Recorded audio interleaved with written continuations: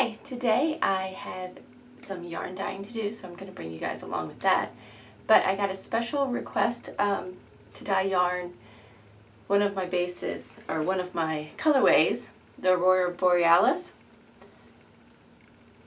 This is currently on fingering weight and DK, but I had a request for a chunky version of this, and I do actually have that base. So I'm going to dye up Aurora Borealis on my Aran weight merino nylon base. So I was thinking that I could show you guys all of my bases now, and if you guys ever were interested in a colorway of mine on a different base than is offered in my Etsy shop, you could always ask that. This is actually going to be the first time I've dyed up on the chunky base.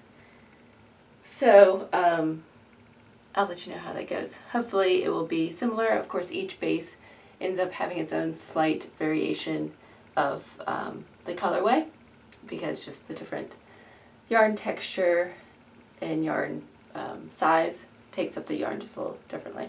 So it's going to be Aurora Borealis on my Aran weight merino nylon base. But I thought I'd show you all of my bases, as well as a brand new thing that I got in. So I'll wait for that one. And I'm currently wearing my Jane Bennett sleeveless tee pattern out of Lindy Chain yarn from Knit Picks.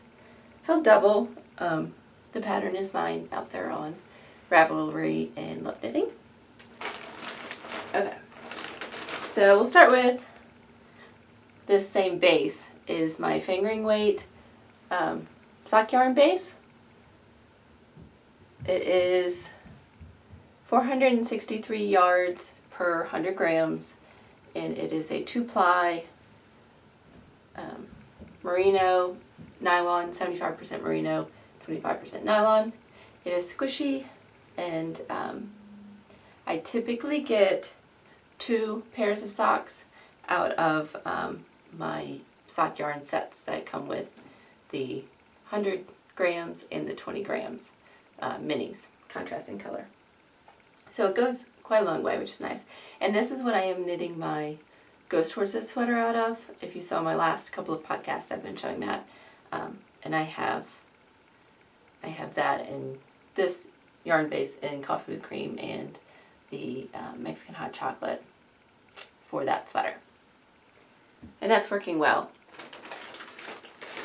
And then I have my Kid Silk mohair. I think this is technically a lace weight, but if you know mohair, it's very fuzzy. It's got a nice halo, and so you can knit it with much larger needles than you would normally knit like a lace weight yarn, and it kind of fills in all the gaps with all its fuzziness. And it's also really nice to hold it with this. Like I just knit my daughter the dream cardigan that I am currently writing. It's in the process. And I held these both together and used a size US 7 needles. So, yeah. And it's just very soft. So this is Kid Silk mohair and Kid mohair, excuse me, and silk. So silk gives it strength, and the mohair gives it that super fuzzy texture. And the silk makes it nice and smooth as well, like silky smooth. And let's see, I think this is well, I know this is 50 grams, and I think it's around 460 yards. So these together are about the same length of fiber of yarn, which works out well when you're pairing them together. So this is the one that I am going to dye up today. This is Aran weight. It's 181 yards for the 100 grams gain. So as you can see, the difference between the Aran weight and the fingering weight here, you have, oh, I forgot a yarn base. I need my DK, sorry. sidetracked here. So this one is the thick one, and that's Aran weight. So that's even thicker than a worsted weight. And then this is your fingering weight. And I will actually get a DK weight yarn as well, so you can see that one, because that one's between the two. The DK is just slightly, maybe slightly thinner than a worsted weight, but it's between the fingering weight and the Aran weight. I will get that, and then I'll show you my one other one. Okay, like I was saying, I have the fingering weight here, DK weight here, and then the Aran weight here. And you can see it's from thinnest to thickest. So this is 463 yards for 100 grams. This one I think is 280, I think. I will put the numbers up here because I could be wrong about these two, well, about this yardage. I think it's around 280 for 100 grams, and this one is 181 yards for 100 grams. So, this is what I'm dyeing up today, and I will show you how Aurora Borealis looks in my chunky yarn. And I have one more yarn base to show you. This is 80% merino, 10% cashmere, and 10% nylon for 135 yards per 100 gram skein.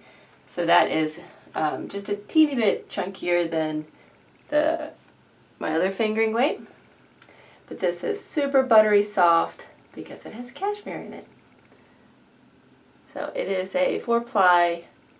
It's a little bit plumper than the other sock yarn that I have that's just merino nylon. And it is super, super squishy. And I haven't knit anything with it, but I want to. So, yes, lots of stuff. Oh, and then my brand new thing that I got in.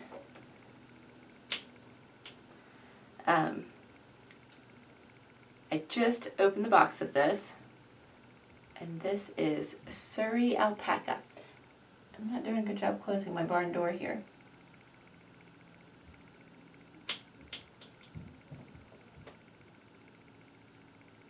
Oh, it doesn't want to close. Oh well. So this is Surrey alpaca, and I decided to give this a try because some people don't necessarily like mohair.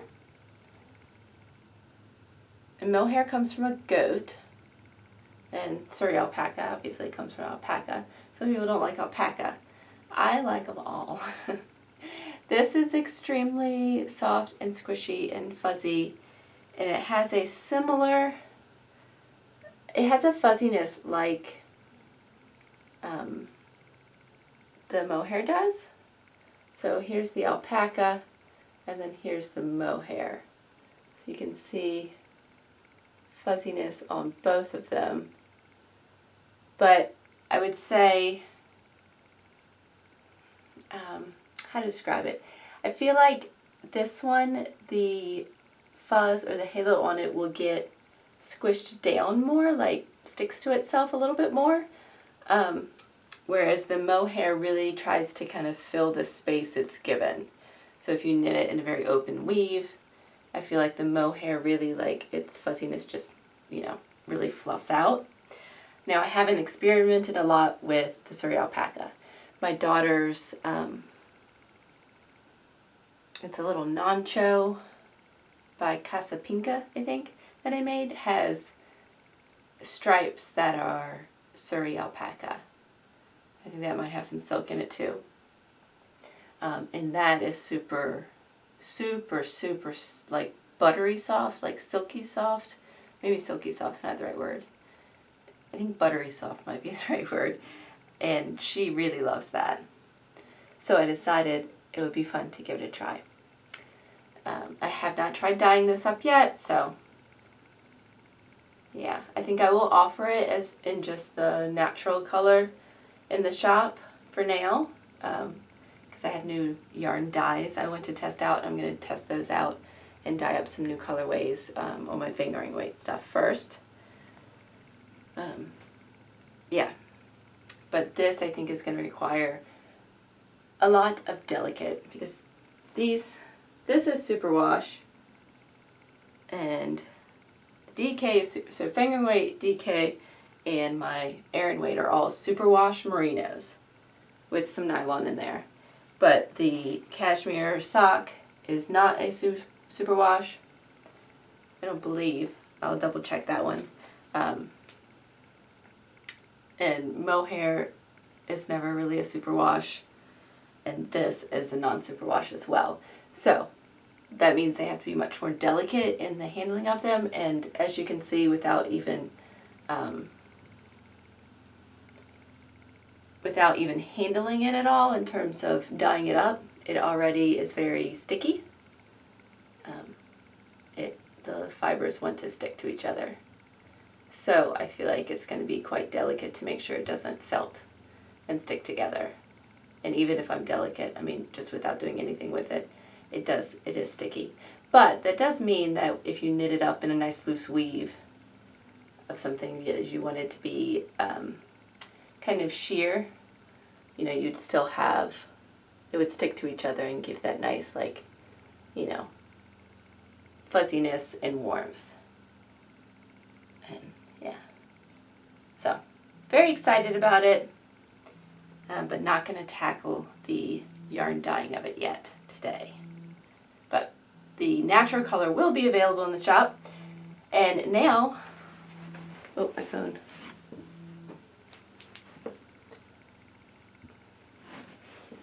And now let's get to dyeing some Aurora Borealis.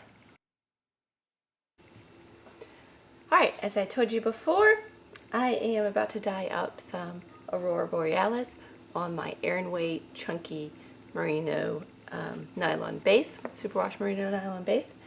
And yes, so the first thing I have done is soak the yarn for a good amount of time, and now I am just cleaning my dye studio space because I'm here in the garage. I want to make sure all the dust is out of the way, and then I will start dyeing, and I will show you my steps along the way, or some pictures along the way, so you can come along with me, and then I'll show you the finished product, which is exciting. And hopefully on this vlog, if not the next, I'll also show you some new dye colorways that will be coming to the shop soon that I am super excited about, because I have a lot of new ideas and I have bought some new colors. So here we go.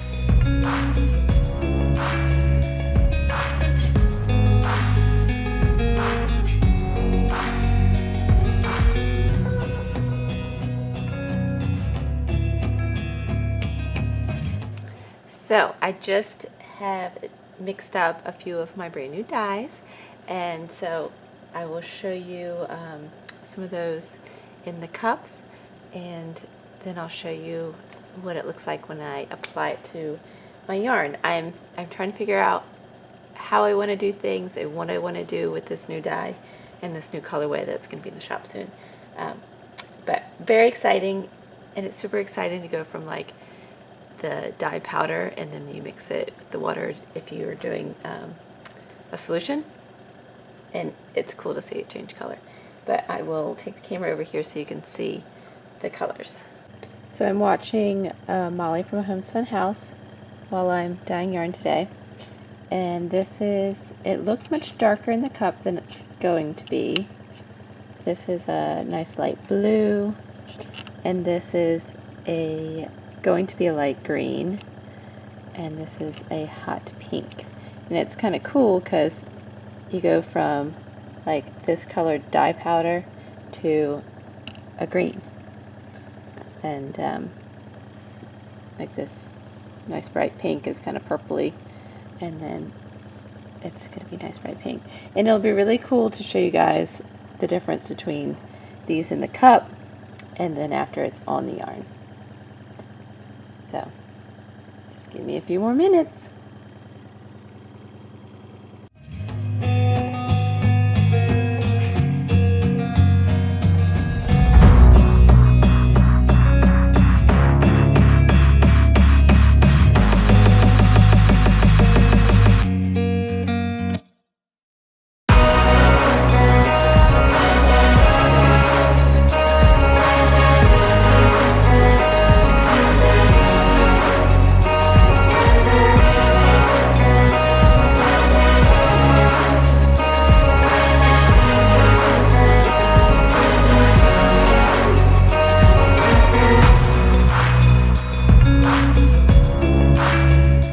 This one I'm just doing for fun for myself. My plan is to just add it to my habitation throw. It's just a 10-gram micro skein, and I really just wanted to kind of test out this bath. I had some of that blue left, and this actually has a tiny bit of the bright green as well in this bath. Just wanted to use up the rest of my dye, but I think it'll create a fun color. My yarn is all dry and I just couldn't be happier with it. So I dyed up the Aran weight on with Aurora Borealis colorway, and here it is. It's got the deep colors and the purples and greens. It does dye up a little bit different on each weight and each base, but it has that same overall feel and colors as the smaller one, and it's just beautiful. So very happy about that, and I think that she will be very happy to knit up a cowl with this. So I think it would be beautiful.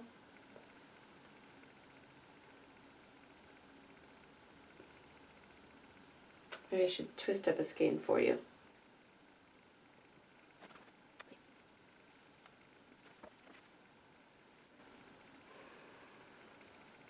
Oh, there we go. Isn't it pretty? I love it, and it's so thick and squishy. I think I'm going to take one of these and make a hat. It would be really quick to knit, and it would be so soft and pretty. Okay, and then the other thing that I dyed up, that's now dry. If you've been following me on Instagram, you've seen it already. I have not wound them up, but okay. I am calling it Kason, which is my daughter.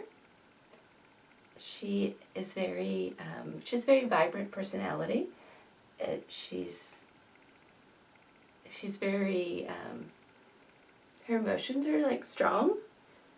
So, and she's a happy, fun-loving girl. When she's upset, you really know that too. But yeah, it reminded me of her, and I decided to call it Kason. And then she came in and saw what I was making.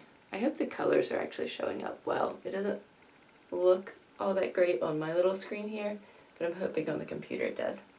Anyways, she saw these colors, and she was like, "Ooh, I like that." I was like, "Yeah, well, I'm thinking about calling it Kason." So it's got pinks and blues, but like a very different blue from this deep blue. It's a very bright, more aqua blue, and some green in there, and some little bit of purpley color in there, and it's just super, super fun. And then to go with this, to make a sock set, I dyed up a very bright, like lemon lime color to go with it. I think this is going to be so, so much fun to knit with. I don't know, it just makes me smile when I see it, and it would make me smile every time I knit with it. So I'm going to try to wind one of these up and see how it looks all wound up. There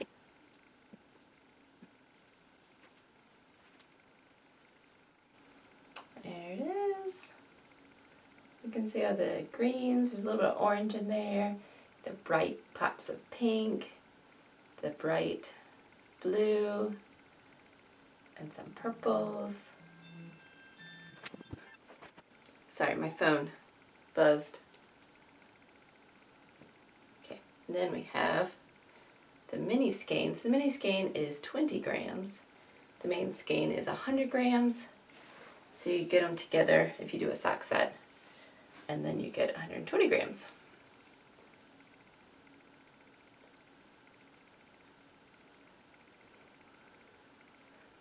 Isn't that just happiness in a skein of yarn? To me it is. I so want to knit some sock set of these. Alright, I will wind up the rest of these, and then I'll put them up in my shop and send out the custom order. So, I've had fun dyeing, and I hope to get back in the dye studio because I have a much more fall-like, subtle sock set in mind for my next dyeing. This is definitely not subtle. So, yes. And I think that I want to do like maybe 130 grams total and do an extra 10 grams of a different color for the heel specifically. Yeah. I have lots of ideas. It's always about getting the time to make them. So, hopefully I'll get these posted in the shop before this video goes out. Yeah, so you can make a Kason sock.